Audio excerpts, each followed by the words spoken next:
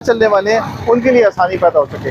अब ये जो वर्कशॉप है जिस बंदे की, वो ये कह रहे थे कि ये दीवार जो है वो उठती है, इसी वजह से मैंने यहाँ पे बाइक्स खड़े कर दी हैं। अब ये बाइक्स खड़े होने की वजह से और दीवार की वजह से रास्ता ये बंद हो गया, लेकिन पैरा ये कह रहा है कि ये जो रास्ता है उसे क्लियर किया जाए।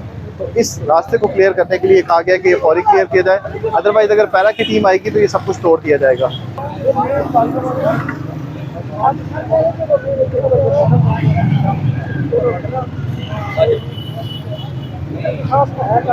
सारा लास्ट है, सारी हमारी एक्सपेक्ट आप बात करेंगे।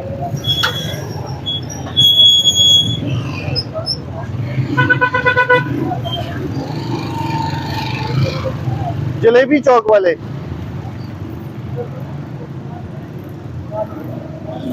ये जलेबी चौक वाले जो है ये आप देख रहे होंगे रिफ्रेशमेंट सेंटर है, जिसने ये रास्ता बंद किया हुआ है और फ्रिज यहाँ पर रखने के बाद इस रास्ते को पैदल चलने वालों के लिए मुश्किल पैदा की है।